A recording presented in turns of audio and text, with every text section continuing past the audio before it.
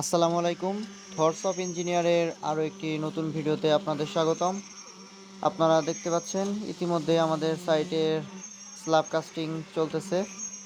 তো আজকে আপনাদের স্ল্যাব কাস্টিং সরাসরি দেখাবো। আপনি যদি আমার চ্যানেলে নতুন হয়ে থাকেন তাহলে অবশ্যই একটি লাইক দিয়ে চ্যানেলটি সাবস্ক্রাইব করে দিবেন এবং পাশে থাকা বেল বাটনটি বাজিয়ে দিবেন। ভিডিওটি যদি আপনার ভালো লেগে থাকে তাহলে অবশ্যই ভিডিওটি শেয়ার করে অন্যদের দেখার সুযোগ করে দিবেন। আপনারা ইতিমধ্যে যারা সপ্তম পর্বের এক্সাম শেষ করেছেন, ইন্ডাস্ট্রিয়াল ট্রেনিং করার জন্য ভালো কোনো প্রতিষ্ঠান খুঁজে পাচ্ছেন না, আপনারা চাইলে আমাদের কোম্পানিতে ইন্ডাস্ট্রিয়াল ট্রেনিং করতে পারেন।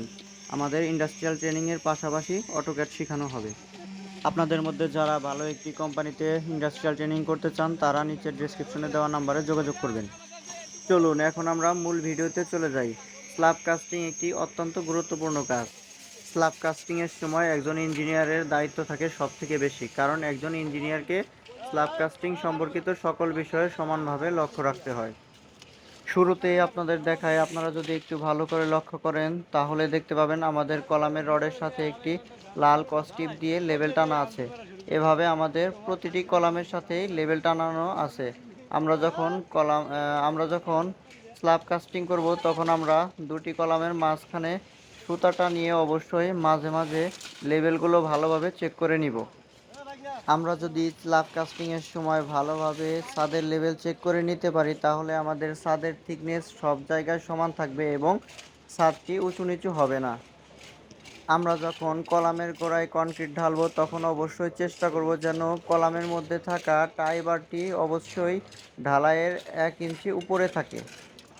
আমরা যখন স্ল্যাবের উপর কনক্রিট ঢালা শুরু করব তখন অবশ্যই আমরা স্ল্যাবের মধ্যে ভালোভাবে পানি দিয়ে স্ল্যাবটি ভিজিয়ে নিব এবং বিমের মধ্যে আমরা ভালো করে পানি দিয়ে নিব, কারণ বিমের মধ্যে থাকা কাঠগুলো ভালোভাবে ভিজিয়ে নিলে যখন সেন্টারিং খোলা হবে তখন আমাদের বিমের ফিনিশিংগুলো ভালো আসবে। স্ল্যাব কাস্টিংয়ের সময় সবথেকে গুরুত্বপূর্ণ কাজ হলো ভালোভাবে ভাইব্রেশন করা। আমরা যদি স্ল্যাবটির মধ্যে ঠিকমতো ভাইব্রেশন করতে পারি তাহলে আমাদের স্ল্যাবের ফিনিশিং অনেক সুন্দর আসবে এবং কোনো হানিকম বের হওয়ার সম্ভাবনা থাকবে না। তাই আমরা যখন স্ল্যাবের মধ্যে কনক্রিট ঢালবো সাথে সাথে আমরা ভাইব্রেশন করে নিব। আমরা যখন বিমের মধ্যে ভাইব্রেশন করব তখন আমরা অত্যন্ত গুরুত্ব সহকারে বিমের মধ্যে ভাইব্রেশন করব, কারণ বিমের মধ্যে হানিকম বের হওয়ার সম্ভাবনা বেশি থাকে। তাই আমরা বিম এবং কলামের জয়েন্টে ভালো করে ভাইব্রেশন করে নিব। অনেক সময় দেখা যায় স্ল্যাবের উপর দিয়ে অতিরিক্ত হাঁটাচলা করার কারণে স্ল্যাবের মধ্যে ব্যবহৃত যে ব্লকগুলো থাকে সেই ব্লকগুলো সঠিক স্থানে থাকে না। আমরা চেষ্টা করব যেন যখন ব্লকগুলো সরে যাবে তখন সাথে সাথে ব্লকগুলো আবার আগের জায়গায় বসিয়ে দেওয়ার জন্য। অনেক সময় দেখা যায় যে ভাইব্রেশনের কারণে আমাদের ছাদে ব্যবহৃত ইলেকট্রিক যে পাইপগুলো থাকে সেই পাইপগুলো সঠিক অবস্থানে থাকে না। ফ্যান, লাইট এইসবের পয়েন্টগুলো অনেক সময় সঠিক অবস্থানে থাকে না।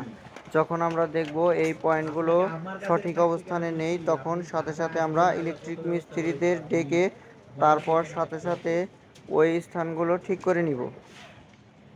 স্ল্যাব কাস্টিংয়ের সময় সবথেকে গুরুত্বপূর্ণ কাজ হলো রেশিও ঠিক রাখা, অর্থাৎ স্ল্যাবে ব্যবহৃত সিমেন্ট, বালি এবং পাথরের অনুপাত যাতে সবসময় ঠিক থাকে সেটা প্রথমে আমাদের নিশ্চিত করতে হবে। স্ল্যাবের মধ্যে কনক্রিট ঢালার সময় অবশ্যই লক্ষ্য রাখতে হবে স্ল্যাবের যে কনক্রিটের রেশিও থাকে আমরা সেই অনুপাতে কনক্রিট ঢালবো এবং কলামের জন্য যে নির্ধারিত রেশিও থাকে সেই রেশিও অনুযায়ী আমরা কলামের মধ্যে কনক্রিট ঢালবো।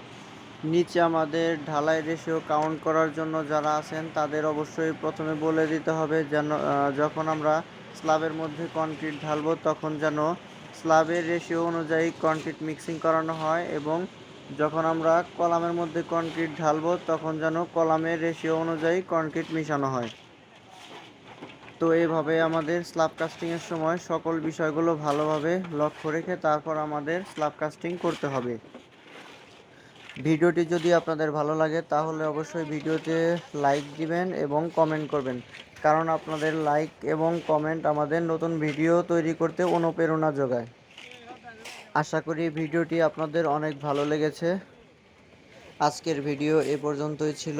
দেখা হবে সামনের কোনো নতুন ভিডিওতে। সবাই ভালো থাকবেন, সুস্থ থাকবেন। আসসালামু আলাইকুম।